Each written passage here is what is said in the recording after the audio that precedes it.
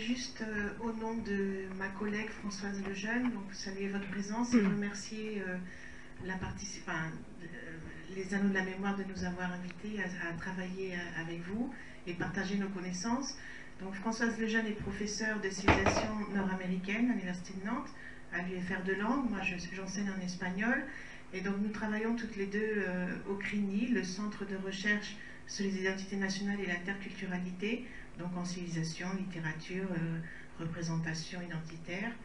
Et donc le sujet sur l'esclavage, bien sûr, moi je travaille sur Cuba, elle travaille plutôt sur le Canada, et l'esclavage des femmes au Canada et en Amérique du Nord.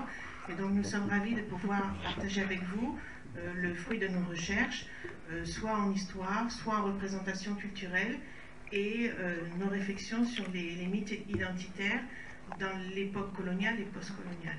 Donc je voulais vraiment remercier au nom de Françoise et du CRINI, de l'Université de Nantes, les Anneaux de la Mémoire, et puis les conférenciers ou conférencières, puisque Françoise aussi va participer aux conférences, moi-même un peu plus tard. Merci.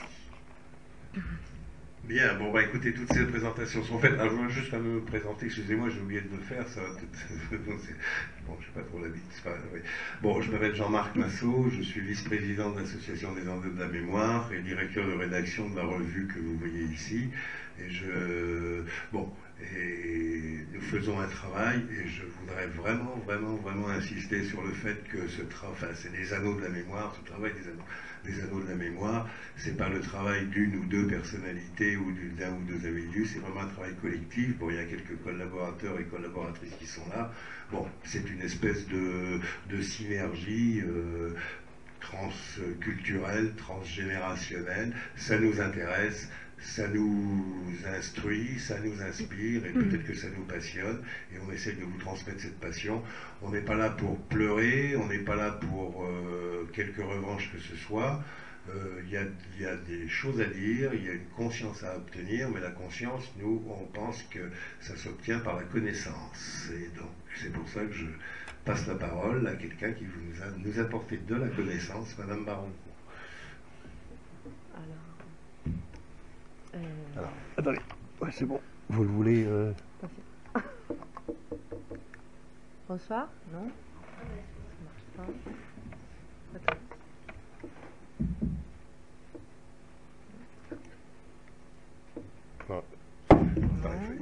Il faut... Non, ça marche. On va voir. Ouais, c'est bon. Ouais, c'est bon. Bonsoir. Ça fait tout bizarre parler. Bon, mais d'abord, je voulais remercier les Anneaux de la Mémoire et l'Université de Nantes, Madame Lejeune, de m'avoir invité ici ce soir. En même temps, bon, vous remercier, vous tous et toutes, d'être ici présents. Et je tiens à m'excuser à l'avance pour, comme vous pouvez remarquer, les Français, c'est pas ma langue maternelle.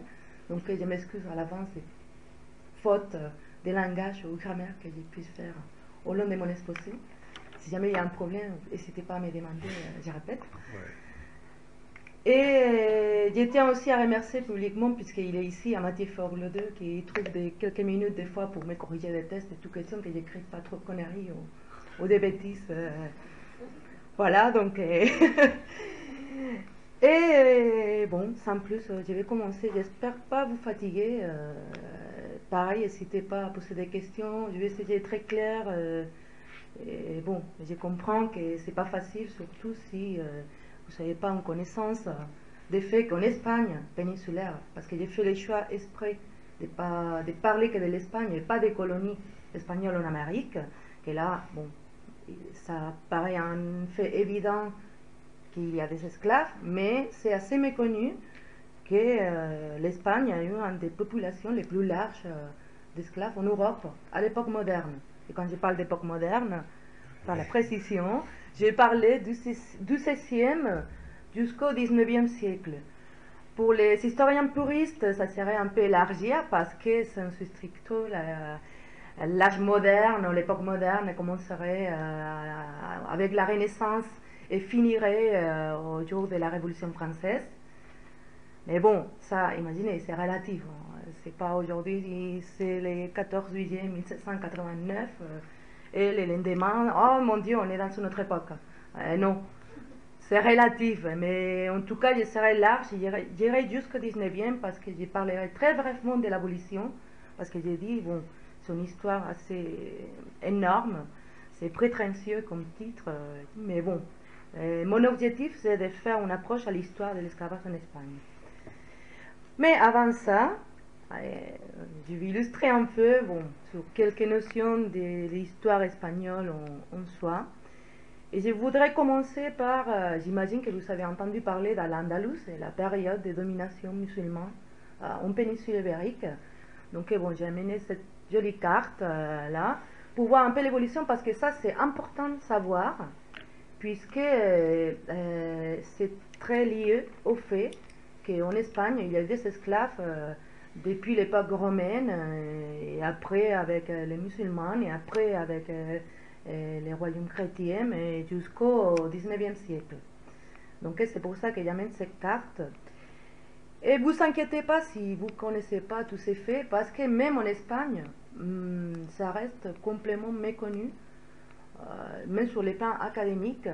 Et moi, ça m'est arrivé d'aller à Madrid, aux archives, à l'archive de la marine, faire des recherches et bon, avoir quelque part une dispute avec la directrice de l'archive qui me disait, quand je lui présentais mon sujet, parce qu'ils sont très gentils, on demande, bon, qu'est-ce que vous faites pour vous aider? Et il m'a dit, mais vous êtes folle ou quoi? Comme ça, des esclaves en Espagne, ouais. Mais ça va pas. Ça, c'est quelque chose, mais jamais il y a eu des esclaves en Espagne. Oui, mais pourtant, ça fait quelques années que je suis là-dessus, et pareil. Ah non, non, non, non, ça, c'est pas possible, ça, en Amérique. Mais en Espagne, non, mais c'est impossible. Donc, voilà, ça montre bien que ça reste assez méconnu. Et en reprenant l'histoire d'Al-Andalus, bon, mais grosso modo, la domination musulmane commence en 1711, quand il y a une partie des musulmans qui débarquent ici, à Tarifa, à l'étroit de Gibraltar. Et voilà, vers l'année 790, on a tout ça en vert, c'est les royaumes, c'est Al-Andalus. Et après, au nord, sont repoussés les royaumes chrétiens. Dire par exemple, ça vous devez connaître vaguement pour l'histoire française, que les musulmans ils sont arrivés jusqu'à Poitiers. Ils sont arrêtés repoussés en 732 et voilà, à partir de là, ils se sont repliés au-dessus des Pyrénées et sont restés dans la péninsule ibérique. Donc et voilà, vers l'année 900, ben, ça c'est les royaumes d'Al-Andalus, parce qu'il faut dire qu'à partir de ce moment-là, il commence ce processus qu'on appelle des reconquêtes. C'est-à-dire les royaumes chrétiens, ils commencent à batailler, à guerrer avec les musulmans pour reprendre des terrains et les repousser. Donc vers 1550, voilà, les royaumes chrétiens, on a la Galice, Léon, la Castille, Aragon, la Catalogne, et ça c'est à l'Andalus. Et finalement, vers 1300, et bon, ça serait les royaumes de Grenade, c'est le dernier royaume qui reste en Espagne, qui va être reconquéri en 1492 avec la conquête des rois catholiques, la capitulation le 2 janvier 1492. Et voilà, à ce moment-là, tous les territoires de la péninsule on fait partie des différents royaumes chrétiens. Parce que la réalité de l'Espagne, c'est que c'est une réalité de différents royaumes. L'Aragon, la Catalogne, le royaume de Valence, la Castille, etc. Et comme je dis, bon, mais jusqu'à là, 1492. Il faut retenir cette date, cette notion, parce que ça va être important pour voir après les processus de l'esclavage, la mise en esclavage des populations morisques, que j'expliquerai tout à l'heure, qui sont. Mais bon, en tout cas, c'est très important introduire toutes ces notions dans l'histoire d'Espagne, et je crois qu'il faudrait faire l'effort de la part des universitaires ou même des institutions de mettre cette partie de l'histoire de l'esclavage dans les manuels d'histoire pour les écoliers, parce que c'est là présent et ça permet de comprendre beaucoup de choses après. Et pourquoi les processus d'abolitionnisme a été si dilaté en Espagne. Parce qu'il faut savoir que l'Espagne, c'était le dernier pays européen à abolir l'esclavage à Cuba en 1886. Donc, quand même, c'est un procès très dilaté. Et Madame Hernandez elle parlera bien de l'esclavage à Cuba dans les conférences à venir de ce cycle organisé par les Salles de la Mémoire. Alors, comme je disais, le phénomène de l'esclavage, ça a été très long et très présent dans l'histoire depuis l'époque romaine. Après, avec cette histoire de guerre entre chrétiens et musulmans, mais c'était très normal que les vaincus étaient mis en esclavage, donc des deux côtés.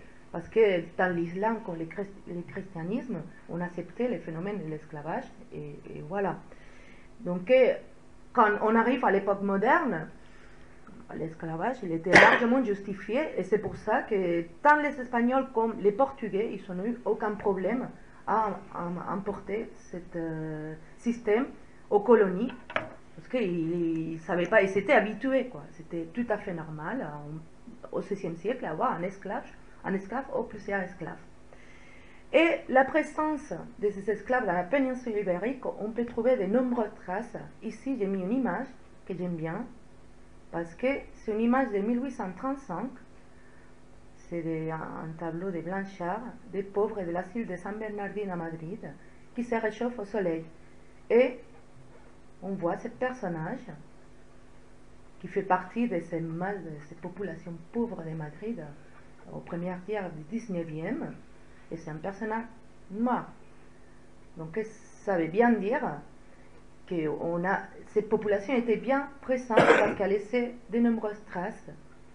Et de nombreuses traces, pas seulement au niveau de la littérature, au niveau de la peinture, etc. Mais par exemple à Grenade, on a dans le nombre des rues, on a par exemple la ruelle des Noirs, les ravins des Noirs, la place de Juan Latino. Juan Latino, c'était un personnage, un esclave noir de Grenade qui a vécu au XVIe siècle, qui une fois affranchi, il est arrivé à être professeur de latin à l'université de Grenade. C'est un personnage historique.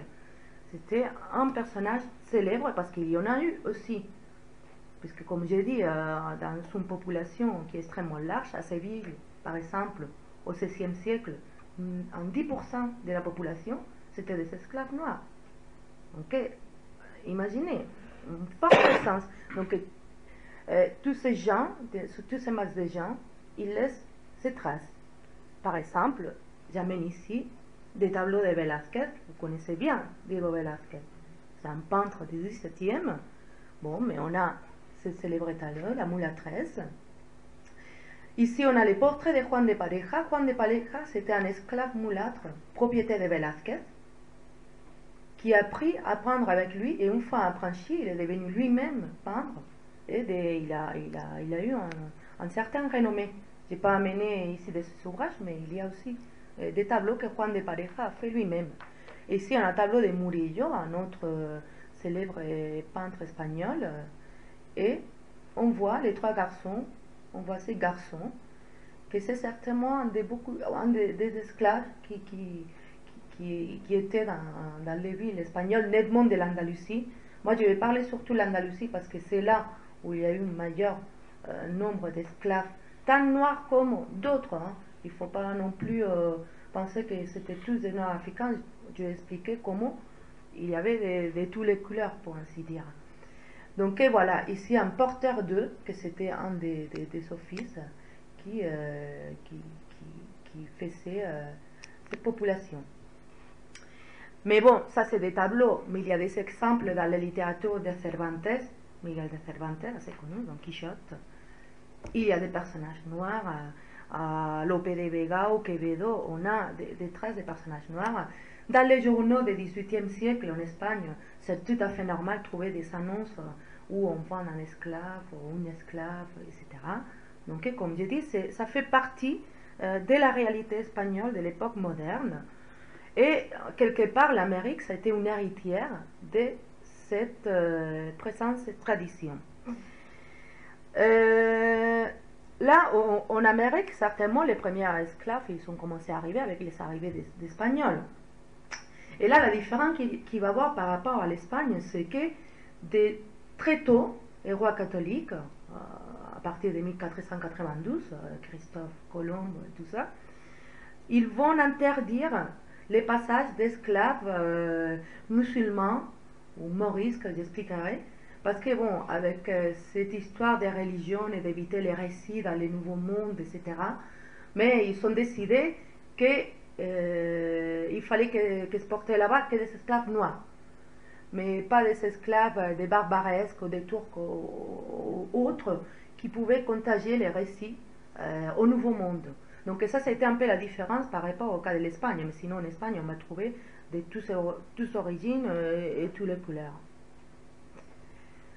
Là, ces points-là, je voulais faire un peu la différence parce que, si vous avez vu, j'ai choisi le titre d'une société avec des esclaves et pas une société esclavagiste. Parce que c'est pas tout à fait la même chose. Et c'est pour ça qu'ici, j'ai amené quelques termes, esclavage, esclavagisme, servitude, servage, service domestique, pour faire un peu la différence. Parce qu'en fait, l'esclavagisme, ça fait référence à des sociétés où le système de production s'est basé presque uniquement dans la main-d'œuvre esclave. Et ça, c'est carrément, vous allez voir, c'est le cas de l'Empire romain. L'Empire romain, c'est une société esclavagiste parce que c'est basé nettement sur l'exploitation agraire et sur la main-d'œuvre esclave. Ça, ce terme de société esclavagiste serait adapté, par exemple, aux sociétés coloniales en Amérique, où il y a les systèmes de plantation, et là, la main-d'œuvre s'esclave. Mais par contre, en Espagne péninsulaire, le système de production n'est pas basé que sur la main-d'œuvre esclave. Il y a des esclaves, mais il y a aussi des servants libres, des personnes qui avaient un salaire. Donc, il y a tous les deux systèmes cohabités. C'est pour ça que je ne parle pas d'une société esclavagiste, je parle d'une société avec des esclaves. Ok. Il y a aussi d'un autre côté ce terme de servitude servage, parce que ça c'est par rapport j'imagine que vous connaissez un peu les systèmes féodaux au Moyen-Âge, où il y a la population servile, les serfs, ils vont être dépendants d'un maître, c'est-à-dire le seigneur féodal. Il va imposer que ces serfs lui donnent une partie de la récolte, une partie fixe chacun. Donc d'un côté, il s'évite que les paysans puissent cumuler des récoltes, et comme ça, il peut avoir un lien de dépendance avec les seigneurs. Mais ce n'est pas tout à fait la même chose qu'un esclave, parce que là, les serfs, ils ne sont pas les propriétés des maîtres. Ils sont des êtres libres, sauf qu'ils sont en relation de dépendance. Par contre, un esclave, il est complètement subordonné et la propriété du maître. Ok? Donc c'est pour ça. Mais j'ai la même parce que c'est curieux, en espagnol, la langue espagnole, si on va dans les textes légaux du Moyen-Âge, ou l'époque moderne, ou même dans les dictionnaires des vieux espagnols, il y a une confusion entre esclaves, serfs et tout ça, parce qu'au bout de compte, c'est la même chose. C'est des termes qui sont équivalents. Et pourtant, la réalité, c'est là. Mais dans les textes, ça se confond. Et je dirais aussi, c'est pas la même réalité, parce que même si c'est proche, les situations sont proches, c'est pas la même, parce que une des différences, et ça c'est l'anthropologie qui a beaucoup contribué à faire ces différences, c'est que dans les systèmes serviles, de servitude, de servage féodal, c'est la façon comment les serfs se reproduisent. Je m'explique. Dans un système de servage, les serfs ils se reproduisent biologiquement. C'est-à-dire, un serf, il a sa famille, sa femme, ils font des enfants, et c'est comme ça que le seigneur, il va avoir des gens à son service. Par contre, dans l'esclavage, c'est pas comme ça qu'on a des esclaves, c'est par les commerces. On achète des esclaves. Parce qu'il faut savoir que le taux de reproduction biologique des esclaves, il est très faible. Les esclaves ne se reproduisent pas naturellement, c'est une reproduction artificielle parce que c'est par la voie du commerce. Et ils ont une reproduction très faible pour beaucoup de raisons. J'expliquerai un peu plus loin les cas des mariages et tout ça. Mais bon, dire que, en tout cas, c'est une des principales raisons de différence entre l'esclavage, ou un esclave, et les serfs. Ok?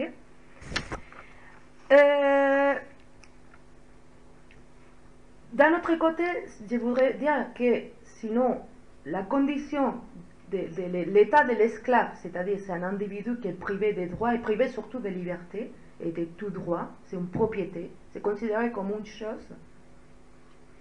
Dans une société esclavagiste, voire les sociétés américaines coloniales, et une société avec des esclaves, elle est même. Hein. C'est un esclave, c'est une propriété, n'a pas de droit, n'a pas de liberté. J'ai mis services domestiques.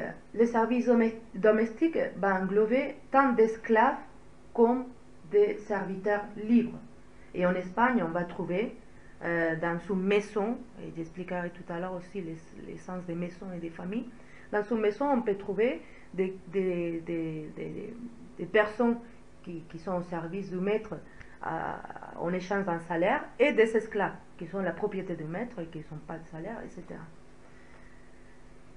Ici, c'est un dessin de 1529 d'un esclave noir à Castille. Okay.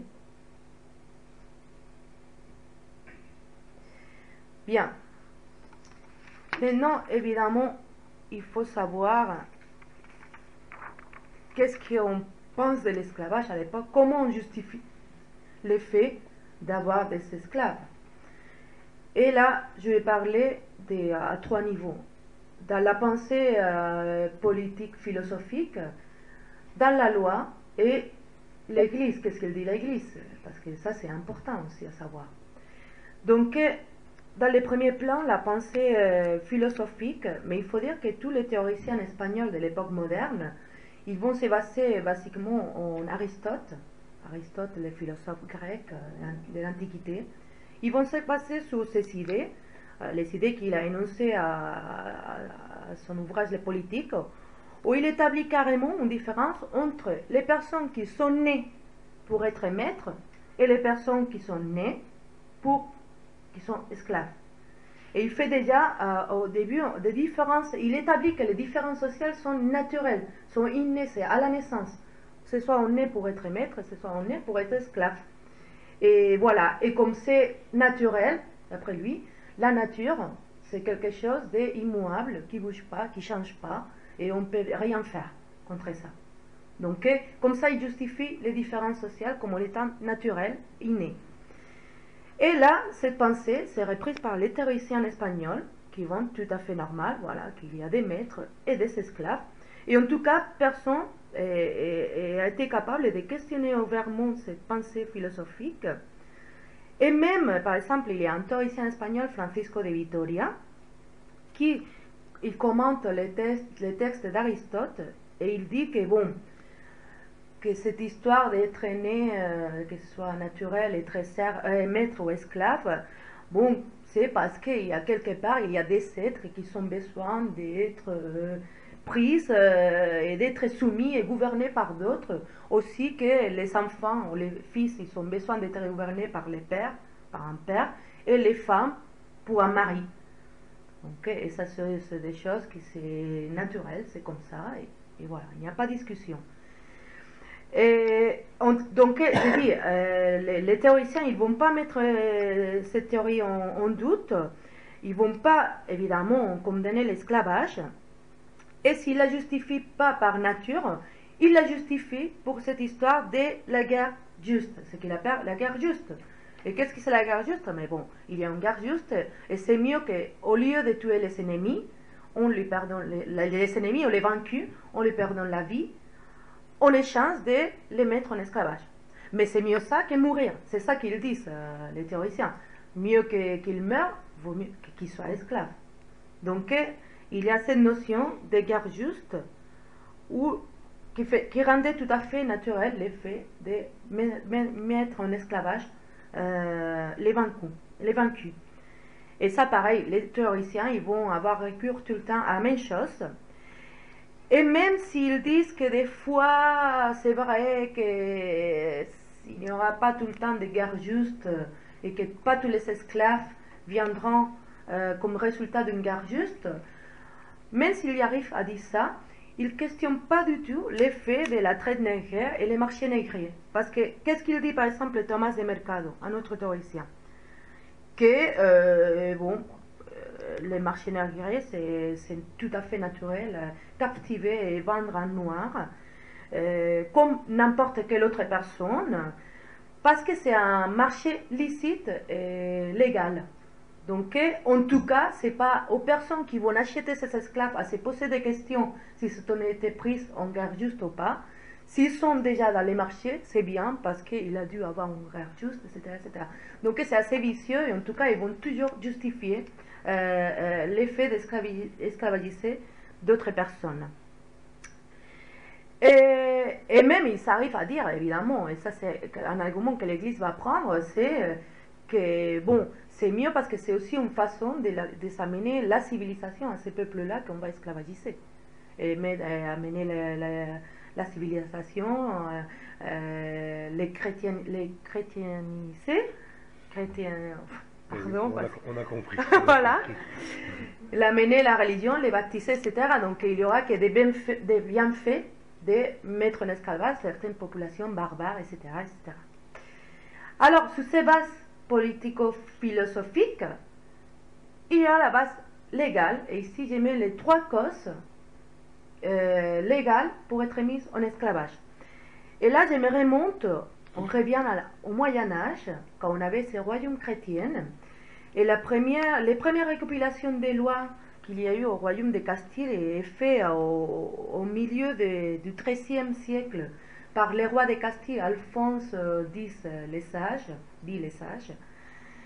Et ça, c'est la première fois quasiment qu'on va réglementer l'esclavage, mais après pourtant, cette législation va être reprise plus tard. Et dans l'époque moderne, on ne va pas voir vraiment de nouvelles lois sur l'esclavage, c'est simplement une continuité des lois du Moyen-Âge. Et là, dans ces corpus, la siete partidas, ça s'appelle les corpus légal, on a les 3 causes. La première cause, c'est ceux qui sont captivés en temps de guerre juste, bien entendu, et bien sûr qui sont des ennemis de la foi.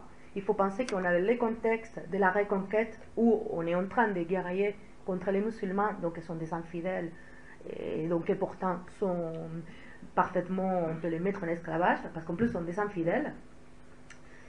La deuxième cause de mise en esclavage, c'est être né des mères esclaves. Et là, ils nous disent comment l'esclavage, ça se transmet par la ligne matrilinéaire. C'est matrilinéaire, c'est-à-dire, c'est la mère, une mère esclave, va avoir un enfant esclave. Et peu importe si le père est libre ou esclave, si la mère est esclave, l'enfant est esclave. Si la mère est libre, le père peut être esclave, mais l'enfant sera libre. Parce que c'est la mère qui transmet l'état d'esclavage. Ok? Et ça, il le dit déjà. Et une troisième formule, c'est l'esclavage pour dette. C'est-à-dire une personne libre peut accepter se vendre pour payer ses dettes. Mais ça, c'est un cas, le troisième cas d'esclavage pour dette, c'est quelque chose qui marche à l'époque, au Moyen-Âge, mais après, à l'époque moderne, ça n'existait plus, quoi. Il n'y a plus d'esclavage, plus dette. C'est des autres 2 cas, des figures. Ok? Donc, mais pourtant, il ne se prend même pas la peine d'abolir cette troisième formule. D'accord? Et voilà, comme j'ai dit, une fois qu'on dit ça au milieu du IIIe siècle, mais après, les recopilations des lois en Espagne plus tard, au XVIe, avec la nouvelle recopilation des lois d'Espagne, ou après, plus tard, ils vont toujours reprendre ces législations du Moyen-Âge. Il n'y a pas de nouveauté. Ok? Donc, on peut voir bien qu'en Espagne, il n'a jamais eu l'idée que, par contre, ça existe en France ou en Angleterre, du droit du sol. C'est-à-dire en France, c'est un principe, bon, après il faut matiser, mais en France, il cite le principe de il n'y a pas d'esclaves en France. C'est-à-dire, en sol métropolitain, tout le monde est libre des moments qu'il met les pieds dans le sol métropolitain français. En Angleterre, c'était un principe pareil. Il formulait ça comme l'Angleterre un air trop pur pour qu'il soit respiré par les esclaves. Donc voilà, c'était la façon poétique de dire il n'y a pas d'esclaves en sol. Mais bon, tout ça après c'est faux. Hein. Il se cherchait bien les moyens d'avoir des esclaves en sol métropolitain. Mais par contre, en Espagne, il n'y a jamais eu cette idée. En Espagne, comme j'ai dit, c'était tout à fait normal avoir un esclave et personne ne s'est posé question, ni quoi que ce soit. Ok? Et ça, on les voit bien dans la législation. D'un autre côté, oui, je voulais dire, et ça, Jean-Marc, il a dit au début, si vous voyez quelque part, on a un phénomène qui existe au Moyen-Âge, que c'est un phénomène méditerranéen, et j'ai montré une carte tout à l'heure, qui va être déplacé au moment de la découverte de l'Amérique, ça va être déplacé vers l'Atlantique et vers l'Amérique. Mais en péninsule est complètement légitimé, justifié, et c'est pour ça qu'il n'y a pas de problème pour l'exporter au Nouveau Monde. Et bien sûr, si en plus on a l'Église, la morale et la religion catholique qui justifient aussi les phénomènes. Parce que, pareil, on peut dire, la moindre chose qu'on peut dire, c'est que l'Église a eu une posture ambivalente par rapport à l'esclavage. Et déjà, de l'époque de Saint Augustin, et même avant, il y a eu des prestigieuses figures de l'Église, des pères de l'Église, qui ont défendu les faits de l'esclavage, que ce soit par nature, c'est-à-dire des personnes, des peuples qui sont nés pour être mis en esclavage, que ce soit par la guerre juste, ou simplement parce qu'ils respectent la législation qu'il y en a. Donc, comme j'ai dit, ils ne se sont pas posé de questions. Les églises, en Espagne, un des meilleurs propriétaires d'esclaves, c'était l'église. En Amérique, les jésuites, c'était les premiers propriétaires d'esclaves. Donc, comme quoi, il n'y avait pas non plus apparemment une contradiction entre la morale et la religion chrétienne et l'esclavage. L'unique, de toute façon, les droits canons, les droits de l'Église, n'a jamais rentré vraiment dans les questions de l'esclavage ou la vie des esclaves, sauf pour les faits des sacrements qui pouvaient affecter la vie des esclaves, c'est-à-dire les mariages.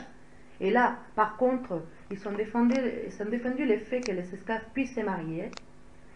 Et aussi pour la question des baptêmes. Parce qu'il faut baptiser les esclaves. Et tous les esclaves, systématiquement, étaient baptisés. Et pourtant, contrairement à ce que la Bible prédit, le fait de se faire baptiser n'impliquait pas l'affranchissement. C'était simplement une question de, bon, il est esclave, on va civiliser, on va baptiser, on va christianiser parce qu'on va amener à ces peuples barbares, infidèles, pagans, etc., on va amener la véritable foi. Donc on va les baptiser systématiquement. Mais ça n'implique pas se libérer ou s'affranchir. Okay?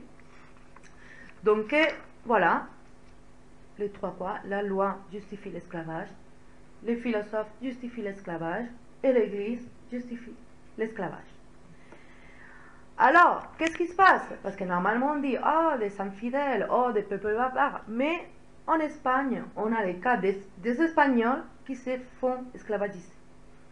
Et ces Espagnols, c'est les Morisques. Qui sont les Morisques? On revient encore à cette histoire du Moyen-Âge qui est racontée dans l'Andalus. Et vous vous rappelez, les petits royaumes, les petits, entre guillemets, royaumes de Grenade, qui c'est le dernier royaume musulman qui reste en Espagne. Là, en 1492, quand la reconquête est achevée par les rois catholiques, ces populations, c'était des musulmans, espagnols, mais des musulmans. Alors, on a capitulé, on a fait les capitulations de Santa Fe, etc. Et on a accepté que ces populations, ils restent bien entendu, et qu'ils conservent leur foi musulmane, qu'ils continuent à être des musulmans. Mais par contre, les années passent, et peu d'années plus tard, en 1502, les rois catholiques décident que ces musulmans, avoir une population musulmane là, c'était un peu, comment on dit, craigneuse, je ne sais pas si le mot, ça craindre, ça craint. Voilà, ça craint, avoir ces populations-là infidèles. Donc on dit, bon, mais la solution c'est soit vous vous baptisez et vous restez, et si vous ne vous baptisez pas, vous partez l'Espagne. Parce que quand même, il faut dire que la politique en Espagne, c'était toujours ou chrétienne ou déa.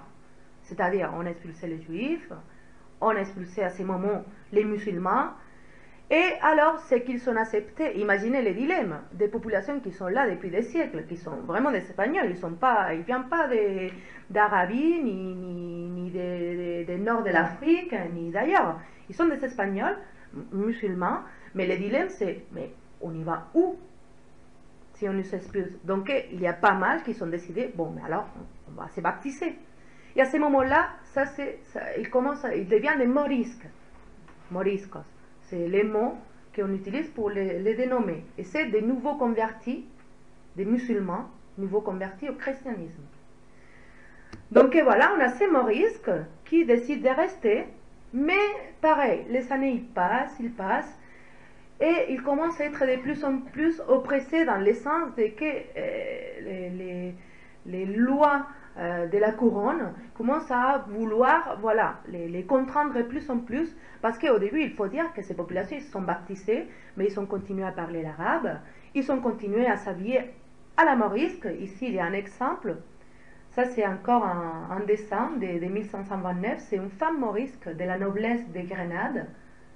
Le royaume de Grenade, il faut dire, c'était un peu plus large que la province de Grenade aujourd'hui, c'était Grenade, Malaga et Almeria. C'est trois provinces de l'Andalousie actuelle qui conformaient le royaume de Grenade à l'époque. Donc voilà, ici c'est un morisque de Grenade, de la ville de Grenade, une femme noble, c'est avec l'habit de parade pour sortir se balader dans la ville. Et c'était comme ça, donc ils s'habillaient à la morisque, ils parlaient l'arabe, ils conservaient leurs coutumes, les traditions, etc. Mais au fur et à mesure que les années passaient, la couronne avait une politique plutôt d'oppression, une fois plus. Donc voilà, on a commencé à les interdire de plus en plus choses, genre porter des armes, genre parler l'arabe, genre s'habiller à la morisque, genre baptiser les enfants à leur façon, etc. etc. Donc, comme je dis, c'est une communauté de plus en plus oppressée. Et en plus, de toute façon, ils ont toujours été soupçonnés d'être des faux convertis. Et dit, non, mais bon, ils se sont convertis pour rester. Chose que, bon, évidemment, quelque part, il y avait une part de vérité, parce qu'ils ont eu le dilemme de, bon, si on veut rester, il faut se convertir. Mais bon, on peut choisir de se convertir comme ça un peu publiquement, mais après en privé, on continue à pratiquer nos coutumes, nos prières, etc. Et ils sont même arrivés à se dire, bon, mais ils se sentaient, c'est comme ça de la taquilla, que c'est un peu la dissimulation, c'est-à-dire, on continue à être musulman, mais pour faire face, parce que le contexte est hostile, on ne va pas pécher, on va dire entre guillemets, en faisant semblant d'être chrétien. Mais bon, quand même, certainement, il avait de tous les cas. Hein. Il avait des faux convertis, peut-être il avait des personnes qui véritablement s'est reconverties. Tout cas sujet. Mais en tout cas, c'est une communauté qui a été extrêmement oppressée, jusqu'au point que on était en 1502 quand les baptêmes a été décrété, quoi, l'expulsion. Et on arrive à 1568 où il y a une rébellion, une révolte qui commence à Grenade, nettement dans les montagnes de Grenade, pour essayer de reprendre la place et reprendre le pouvoir du royaume de Grenade de la part de ces groupes de faux convertis. Et là, évidemment, imaginez, il y a eu tous ces soupçons qui sont durés pendant des années d'être des faux convertis. Il avait une grosse crainte à ces populations de certainement ils vont aller s'allier avec des musulmans du nord de l'Afrique qui vont venir les aider et il va y avoir encore de la guerre et ils vont revenir reprendre la péninsule, etc. etc., etc. Donc et du coup, quand le 24 décembre 1568, quand tous les chrétiens ils sont en train de fêter la naissance de leur Sauveur, il y a ces révoltes qui commencent. Donc et voilà, les pires des peurs, ils sont commencés. Et voilà, il y a la révolte des Morisques. Il y a une guerre qui dure 300. Et pendant ces guerres, même avant que les rois se prononcent sur la légalité d'esclavagiser ces personnes, tant les soldats comme les femmes et les enfants qui ont participé ou pas à la révolte, il n'y a pas de problème. À Grenade, tout le monde commence à se faire des esclaves. Et à ce moment, il y a une remontée, il y a des pics. Parce qu'on a décidé d'esclavagiser ces populations révoltées. Parce qu'on s'est dit, bon, d'abord, c'est une guerre, donc on peut esclavagiser les ennemis. Et en plus, de toute façon, comme ça a été toujours, ce n'est pas des véritables chrétiens, il n'y a pas de problème à esclavagiser. Et une fois de plus, on trouve que dans les rois, comme l'Église, etc., dans les consultes qui sont faits, ils sont arrivés à justifier la mise d'esclavage des personnes qui, bon, finalement, c'était des Espagnols. Et supposément, disant des chrétiens. C'est pour ça qu'il dit, voyez comment l'effet de se baptiser, ça ne veut rien dire. On peut quand même tomber en esclavage. Bon, mis à part ces faits des morisques, je voulais parler maintenant de qui étaient les esclaves en péninsule ibérique à l'époque moderne. Et ici, j'ai mis cette carte, et bon, je parle de l'esclavage au XVIe siècle. On peut trouver des barbaresques, des arabes, des morisques, des nord-africains, des turcs et tout. Et voilà, lesquelles sont les routes? Bon, mais voyons voir. Parce que ça dépend, on peut établir un parallélisme entre l'origine des esclaves et les façons de les obtenir en tant qu'esclaves. Je m'explique. J'ai dit, on a des barbaresques, bon, on a une source d'esclavage. C'est ici le nord de l'Afrique. Ok. Là, en Méditerranée, depuis le Moyen Âge, on a l'effet de la piraterie, la course, etc. Et là, c'était une bonne source d'esclaves, parce que, voilà, on faisait la course, on faisait la piraterie, et on pouvait prendre les esclaves. Aussi, il y avait un phénomène que c'était, bon, aller faire la course, des razzias, ici au nord de l'Afrique. Ou même des personnes du nord de l'Afrique qui venaient dans les côtes espagnoles prendre des esclaves, parce que c'était un phénomène d'aller-retour dans les deux rives de la Méditerranée. Donc voilà, on arrivait, et c'était très normal, ça faisait plupart comme ça, on débarquait dans les villages de la côte, et on prenait les gens au laisse, comme ça, et on les amenait en tant qu'esclaves. Donc, et là, ça va être par exemple sur des esclaves barbaresques, parce que ça, cette région, c'était la barbarie. Berberia en espagnol, et les esclaves berberiscos. Aussi, on a une source, là, au nord de l'Afrique, il y a eu toujours des enclaves espagnols. Il y a eu des villes, bon, aujourd'hui, on a toujours le cas de Ceuta et Melilla, c'est des deux villes espagnoles au nord de l'Afrique, mais à l'époque, il y avait Tanger, Oran, etc., qui ont appartenu à l'Espagne pendant un certain moment. Et là, pareil, c'était des bases qu'on avait pour, bon, dans des opérations qu'on faisait dans le nord, les guerres, etc., on pouvait prendre des esclaves. Donc, encore une source.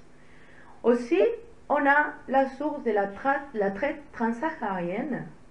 Et c'est comme ça que des esclaves noirs africains, ils sont débarqués en Espagne au Moyen-Âge, parce qu'au fait, voilà, à travers de ces routes transsahariennes, voilà, ils arrivaient au nord de l'Afrique et de là, hop, ils passaient en Espagne. Donc c'est pour ça qu'au Moyen-Âge, les esclaves nord-africains, ils étaient connus en péninsule ibérique déjà. Après, évidemment, avec l'époque, quand les Portugais, nettement, ils ont commencé à s'installer à la côte occidentale de l'Afrique, et ils ont établi des comptoirs, etc. Mais voilà, il y a la route atlantique vers la péninsule, que c'était aussi une source de mener des esclaves. Et après, évidemment, une fois c'est fait, c'est quand ça s'est produit les sauts vers l'Atlantique et l'Amérique. Donc c'est pour ça que je suis d'accord avec les auteurs qui disent que le système atlantique, c'est un héritier du système méditerranéen. Parce que déjà en Méditerranée, on connaissait bien l'esclavage et les transports d'esclaves d'un côté et d'un autre. Donc voilà, ça fait que c'est déplacé. Donc au Moyen-Âge et au début de l'époque moderne, on a la prévalence de la Méditerranée, et après à l'époque moderne, surtout nettement les 17e, 18e siècle, ça a été voilà, quand le système atlantique s'est pleinement développé. Mais bon, c'était pas une nouvelle découverte. Et aussi ici, on a l'Empire ottoman. Parce qu'il ne faut pas oublier que l'Europe de l'Est, jusqu'à la Turquie, etc., tout ça appartenait à l'Empire ottoman. Donc là, c'était pareil. C'était une source de conflit avec la chrétienté, c'est-à-dire l'Europe occidentale. Et là, dans toutes ces guerres, on faisait des esclaves. Et tout ça, c'est très important, parce que, je disais, il n'y a pas que des esclaves noirs. Il y a des esclaves barbaresques qui peuvent être noirs ou pas.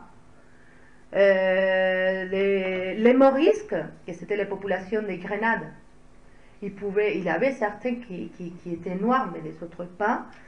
On a des Turcs, des Ottomans, etc., qui pouvaient, nettement, on a des esclaves qui viennent de la zone de l'ancienne Yougoslavie, ou de l'Europe de l'Est, qui étaient blondes avec les yeux bleus et blancs.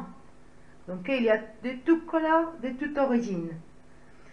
Mais cette diversité se reflète par le fait que ces termes-là que je mets là, tous ces termes en espagnol étaient équivalents d'esclaves. C'était synonyme d'esclave. Ok? C'est pas que noir, parce que noir c'est quelque chose qu'on a intégré parfaitement. Noir, c'est synonyme d'esclave. Mais là, à l'Espagne de l'époque, barbaresque, turc, etc., aussi c'était synonyme d'esclave. Donc ça montre bien la diversité des procédences et d'origine ethnique qu'il y avait parmi les esclaves de la péninsule ibérique.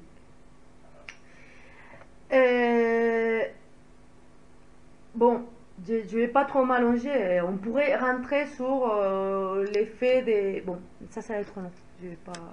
Je vais laisser. Simplement, je veux dire que par rapport au cas des Noirs, les Noirs, c'est comment dire, les cas plus frappants, parce qu'en espagnol, noir, que comme je dis, c'était synonyme d'esclave, c'est par rapport aux couleurs de la peau. C'est un référent biologique. Parce que barbaresque, c'est un référence confessionnelle territoriale, c'est-à-dire c'est quelqu'un, un musulman qui vient du nord de l'Afrique.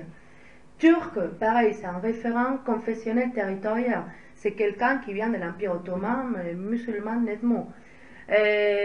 Morisque, c'est des nouveaux convertis, des chrétiens.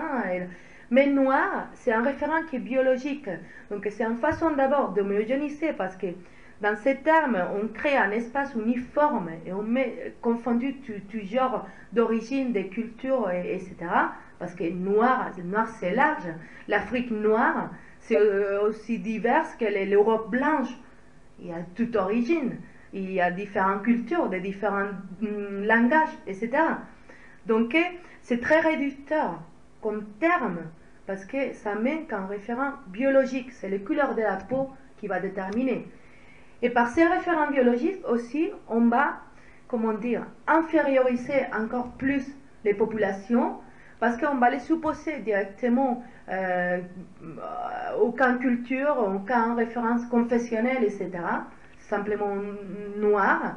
Donc ça va permettre, voilà, que pour un espagnol de l'époque moderne, un noir ou une noire soit potentiellement susceptible d'être mis en esclavage ou d'être un esclave. Et même il y a des cas des affranchis noirs qui, pour le fait d'être noirs, voilà, ils sont toujours, c'est comme quelque chose de très visuel. Donc on va les considérer qu'ils sont toujours d'esclaves. Donc ils vont avoir besoin toujours d'avoir sa carte de liberté avec soi pour bien montrer, mais non, écoutez, je suis libre.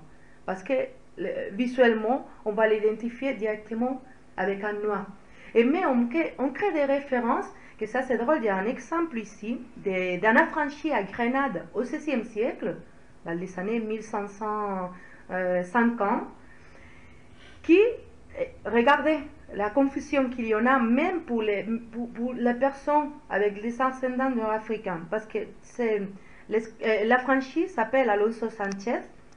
Il a un ascendant subsaharien, et quand on lui demande lequel est sa patrie et sa nation, il répond, il est des nations noires, mais sa patrie, c'est cette ville des Grenades où il est né. Alors, il se dit appartenir à la nation noire parce que ses parents sont noirs. Mais pourtant, il n'a jamais mis les pieds en Afrique. Il est né à Grenade, il a toujours vécu à Grenade. Donc voilà, il y a cette sorte d'imaginaire, un espace géographique, un peu imaginé et créé, parce que ça ne se correspond même pas avec l'Afrique. Ça peut être un noir de Lisbonne, de l'Espagne, des Amériques. C'est simplement ce référent biologique qui va englober à tout le monde. Et voilà, et tout le monde, ça va être décrit et il va même intérioriser cette fait d'infériorité et qui justifie sa mise en esclavage et qu'il soit subordonné aux autres. Mais bon, je ne vais pas aller plus. Ce sera pour les autres conférences. Oui. Simplement aussi dire que malgré tout qu'il prétend faire cette uniformité noire, après, dans les mêmes documents, ils font des matices. Et on parle des noirs, des bruns, des noirs à couleur coin, des noirs plutôt blancs, des mulâtres, etc. Donc après, il y a une confusion des couleurs énorme. Par contre aussi, ils font une différenciation en Espagne à l'époque. Pour les gens, c'était clair, la différence entre bozales et ladinos. Ça, c'est deux termes qu'on emploie pour désigner. Los bozales, c'est les esclaves qui viennent d'arriver, pas seulement des noirs, hein, ça peut être des barbaresques, quoi, qui viennent d'arriver et qui ne sont pas encore, ils ne maîtrisent pas la culture, ne sont pas castillanisés et qu'ils ne parlent pas la langue.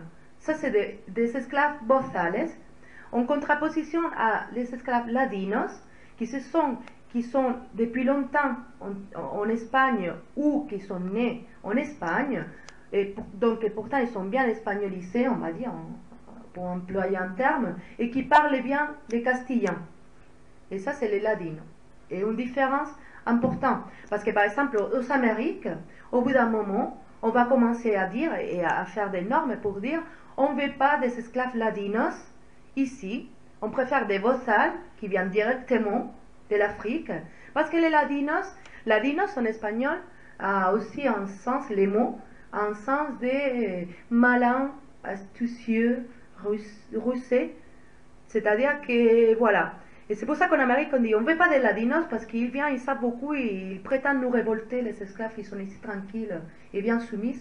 Et si vous nous amenez des ladinos de la péninsule, ils vont apprendre des mauvais mœurs aux ceux qui sont déjà ça. Donc on préfère des bozales pour qu'ils ne créent pas des problèmes. Bon, je vais passer rapidement là par ici. J'ai amené des exemples pour qu'on voit la diversité qui peut y avoir dans les villes andaluses à l'époque moderne d'esclaves.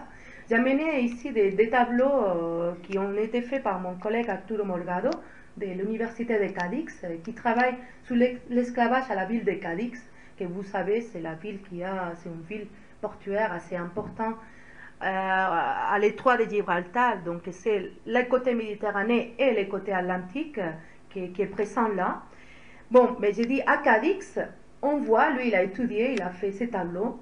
Ici on voit la condition ethnique des esclaves de Cadix selon les livres des baptêmes, c'est-à-dire les esclaves qui sont baptisés à Cadix, entre la période de 1650 à 1750. Et vous voyez, on a des barbaresques, on a ce qu'on appelle les morts, los moros, les turcs, les bruns, morenos, noirs, autres origines et ceux qui ne sont pas renseignés dans les livres des baptêmes. J'ai signalé les cas des noirs parce que quand même c'est la population qui prédomine, si vous voyez en termes numériques. Et après, on a les autres qui vont, disant ça, c'est un commerce plus ou moins permanent et stable dans les temps. Parce que c'est le commerce, il y a cette traite transsaharienne, cette traite atlantique, c'est principalement par les commerces qui s'arrivent à la ville de Cadix. Mais après, on a les autres, dont les numéros est en fonction, par exemple, barbaresque, mort et turc, c'est en fonction des conflits qu'il y a dans chaque moment. Donc quand il y a des périodes de guerre, on va voir des pics, des guerres avec des différences avec le nord de l'Afrique, avec l'Empire ottoman, il va y avoir des pics d'arrivage des esclaves de cette origine-là. Et après, par contre, quand il y a des périodes de paix, on trouve beaucoup moins. Donc, mais par contre, les Noirs, comme j'ai dit, ça une instabilité en permanence et ça monte exponentiellement, hein, il commence à avoir de plus en plus. Par contre, je voulais dire, en Espagne, on va voir la présence d'esclaves noirs et d'esclaves en général va être très fort au XVIe et au XVIIe siècle. Au XVIIIe, ça commence à chuter. Et par contre, c'est en Amérique, à partir de ce moment, 18e, 19e, que ça monte de façon spectaculaire. Donc, mais en péninsule, c'est beaucoup plus rare à la fin du 18e et au 19e de trouver des esclaves. Mais on en trouve quand même. Mais bon, par rapport à l'Amérique, c'est différent. Ici, pareil, c'est un tableau qu'il a élaboré à partir des actes notarieux, c'est-à-dire des documents d'achat-vente d'esclaves. Et là, on peut voir pareil, quoi. On a les origines qui sont renseignées, barbaresques, blancs, coins, morts, mulâtres, noirs, turcs, autres, indéterminés.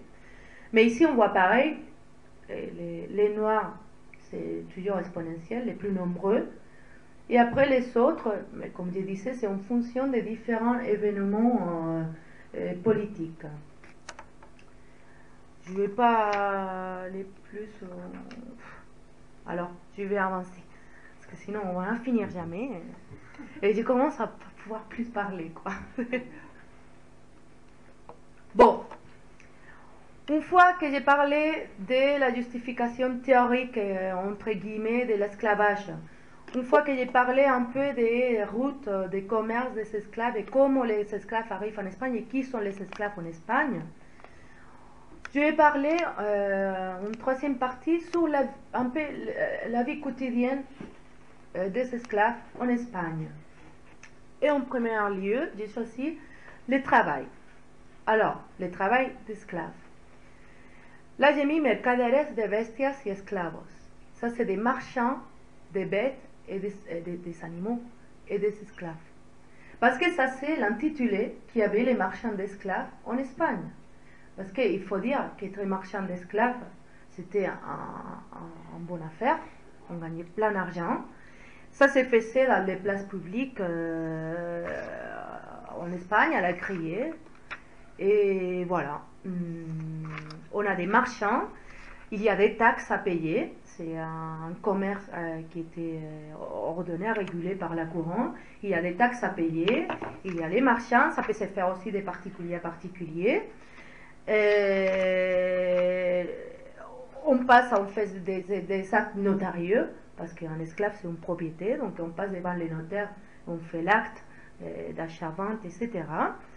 Et comme j'ai dit, c'était des marchands, des bêtes et des esclaves, donc on allait dans les places publiques et on vendait des chevals, des esclaves, on vendait des patates, voilà, c'était des marchandises. Quand on vend les esclaves, on peut établir des périodes d'essai. C'est-à-dire qu'on peut accorder avec la personne qui va nous vendre l'esclave, bon, une période qui peut durer entre une semaine et un mois pour voir cet esclave s'il me convient ou pas. Au cas contraire, je me réserve les droits de les rendre. Parce que, bon, pour voir si la personne était au maximum de ses productivités et qu'on ne savait pas donner un esclave malade ou un esclave alcoolique, par exemple, parce que ça, c'est très fréquent dans les actes notarieux. Maître, je vends tel esclave de tel âge qui n'est pas ni malade, ni alcoolique, ni voleur. Et voilà. Mais le problème, c'est que des fois, c'était pas le cas. Et il avait, comment dire, des escroqueries. Et voilà, il nous vendait un esclave qu'on estimait défectueux parce qu'il avait, voilà, c'est soit il était voleur, alcoolique. Et c'est pour ça que les acheteurs, ils se réservaient une période d'essai. Moi, c'est pas moi qui parle, peut-être j'ai l'air de parler un peu comme ça crudement, c'est les documents, hein. C'est ce qu'ils disent, c'est un peu ces réalités qu'ils présentent. Donc, comme je dis, il y a ces périodes d'essai, et une fois on dit, bon, mais on est d'accord avec les produits que vous nous vendez, c'est en état que vous disiez qu'il est, mais on l'achète, donc on va chez les notaires, on paye les frais des notaires, on paye les frais de l'acte, etc. Et voilà. Évidemment, il y avait un marché à côté, tout n'est pas légal. Malheureusement, les marchés qui ne passent pas par les notaires, il est difficilement connaissable aujourd'hui. On peut connaître les actes et on peut faire des séries, des achats-ventes. C'est des documents très enregistrants parce qu'ils donnent des informations, ils nous disent ça, mais le nom de la personne, la couleur, l'âge, les défauts ou les qualités qu'il y a, etc. Donc voilà. Les modalités, j'ai mis ici, esclave à la journée, esclave cortados. Il y a des différentes modalités pour profiter du travail de l'esclave. C'est-à-dire, il y a 3 principalement. Moi, je peux avoir un esclave et voilà, l'acheter et profiter comme ça. C'est un esclave pour tout faire, etc. Directement, je profite du produit de son travail. Mais aussi, je peux avoir esclave à la journée, c'est-à-dire que mon esclave, je vais le louer entier à la journée, je vais accorder un prix et je vais recevoir cette location quelque part. Donc l'esclave, il ne va pas travailler directement pour moi, mais par contre, je vais recevoir l'argent qu'il va gagner, qu'il va me rapporter au les lois entier. Et il y a aussi les esclaves cortados. Les esclaves cortados coupés, c'est l'esclave qui s'établit de son compte, c'est-à-dire moi j'ai mon esclave, mais je le laisse, il peut aller vivre de son compte, il va chercher un travail et on va accorder qu'il va me donner une partie des salaires qu'il va gagner. Et il continue à être ma propriété, bien entendu. Donc à bout d'un moment, je peux décider de les vendre ou quoi. Mais il va travailler de son compte et je vais profiter, pareil, de son salaire, je vais recevoir une partie. Toutes ces modalités, ça n'impliquait pas forcément l'affranchissement. Un esclave peut être cortado toute la vie, mais c'était toujours la propriété de quelqu'un. Et ça, c'est une modalité qui était très présente en Amérique. Par exemple, à Lima, au Pérou, il y avait beaucoup d'esclaves cortados qui habitaient la ville. Donc, ils savaient quelque part un statut quasi libre, parce qu'il habitait de leur compte, il savait même presque pas besoin de voir les maîtres, mais pourtant restait la propriété de quelqu'un.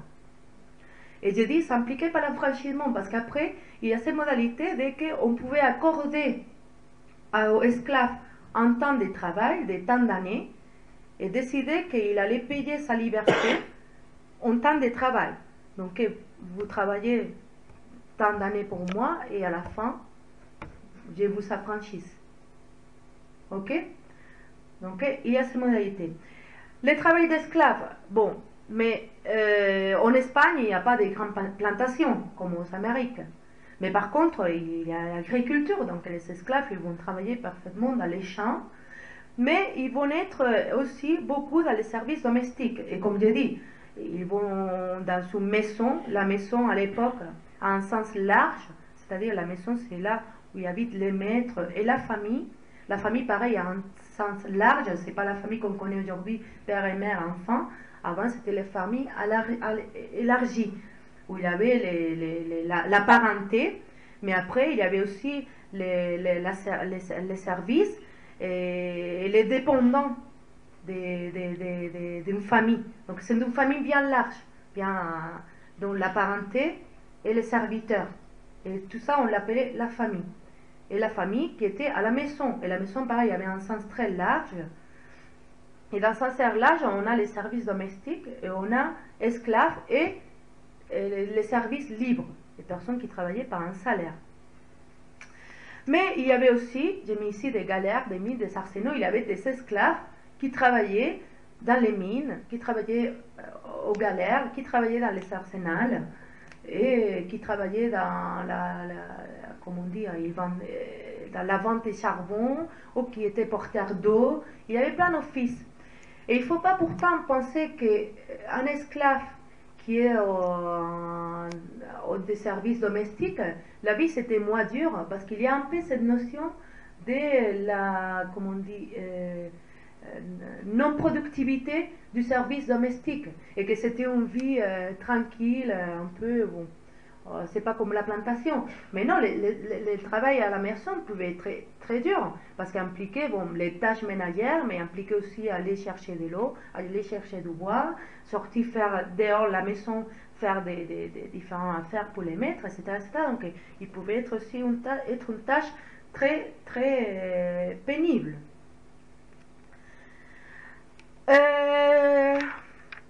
Il me reste beaucoup ou je coupe?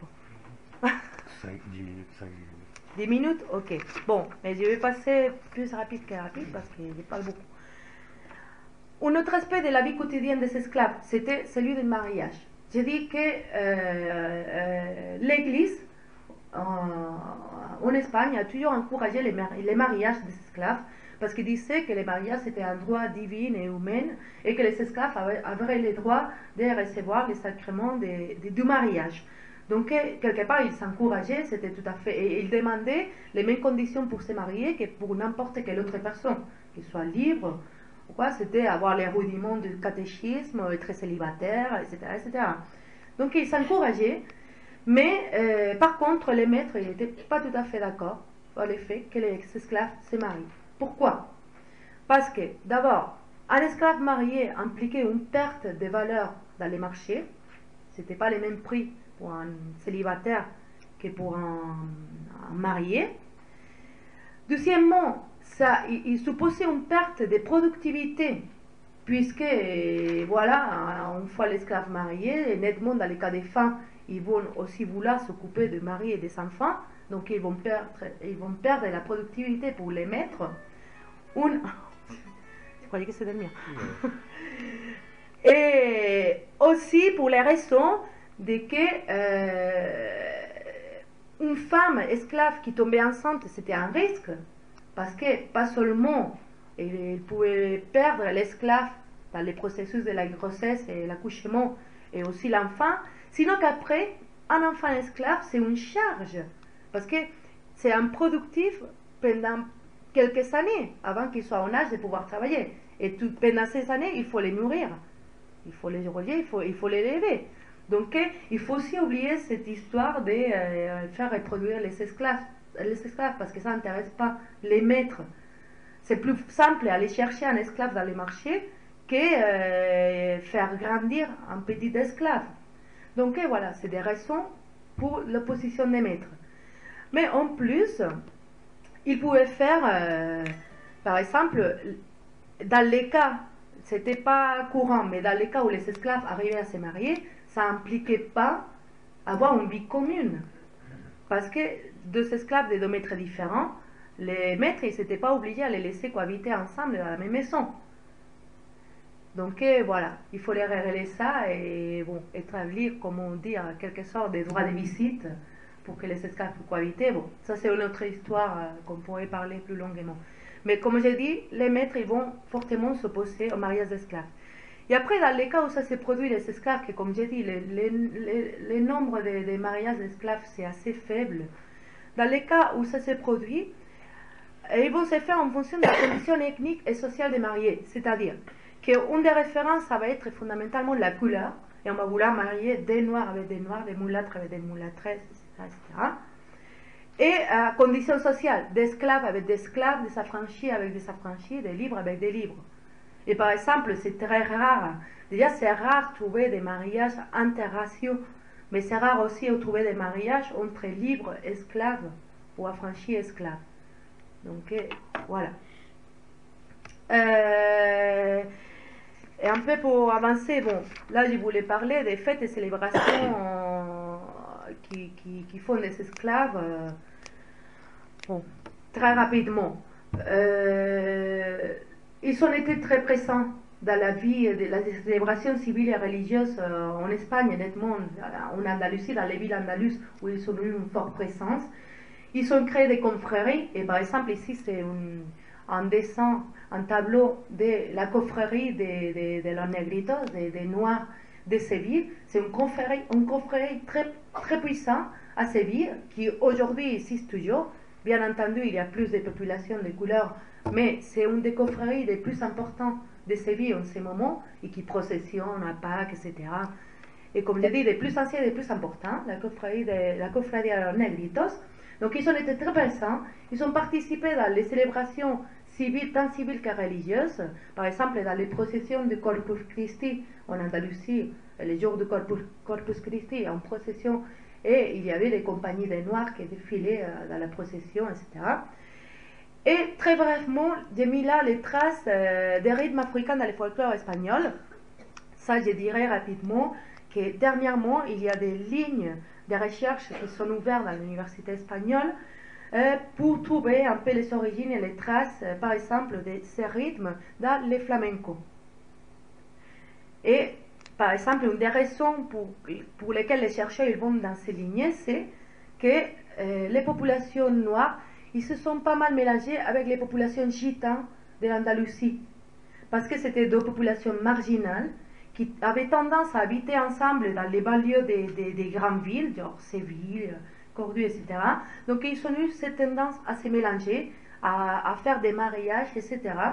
Donc il paraît que bon, là, par là, quelque part, un peu ces rythmes africains seront fusionnés avec les rythmes du flamenco à partir de ces mélanges entre populations noires et gitanes. Mais ce n'est pas que ça, hein. Il y a d'autres raisons, mais bon, en grande ligne, de toute façon, il faut que vous compreniez que c'est difficile de trouver des traces aujourd'hui de ces caractéristiques musicales ou des danses, etc.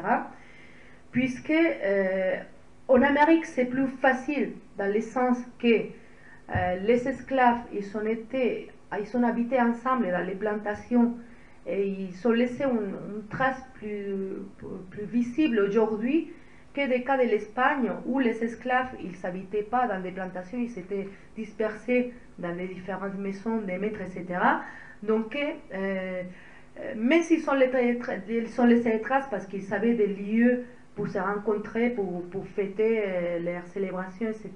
Par exemple, à Séville, il y a la place de Santa Maria la Blanca où Cervantes nous informe qu'il se faisait des réunions des Noirs. Aujourd'hui, c'est plus difficile, comme je dis, de trouver ces traces, puisque, bon, je suis sûre que Jean-Marc va poser la question tout à l'heure sur voilà, aujourd'hui, qu'est-ce qu'il en reste de ces présences d'esclaves. Je répondrai plus tard, donc voilà. Je vais avancer, quoi. Et là, je vais finir. J'ai promis j'ai fini là. C'est simplement pour dire quelques mots à propos de l'abolitionnisme et pourquoi ça a mis si longtemps à abolir l'esclavage en Espagne. Et c'est par la simple raison de qu'en Espagne, il y a véritablement une absence d'un compromis social et d'une église consciencée qui lutte pour l'abolition de la traite et de l'esclavage.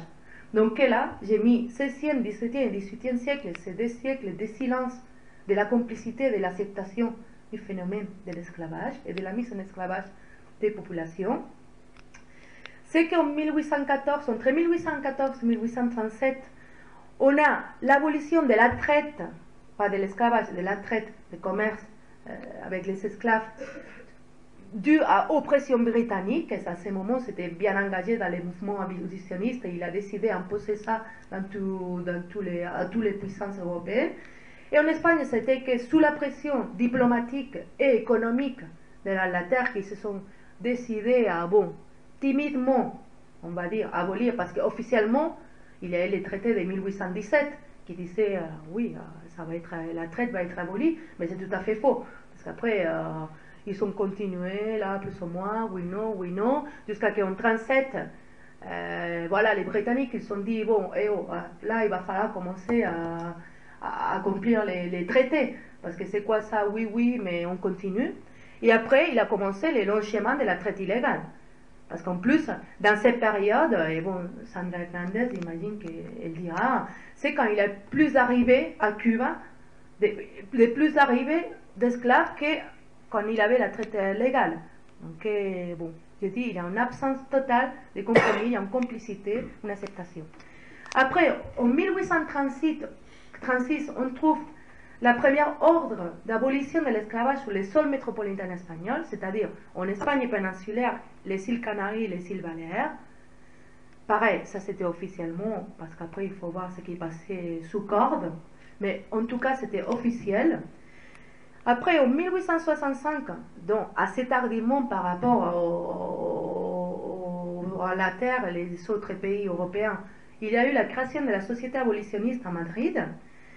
Et on en arrive qu'à 73 à Puerto Rico et en 86 à Cuba, que finalement l'esclavage a été officiellement aboli.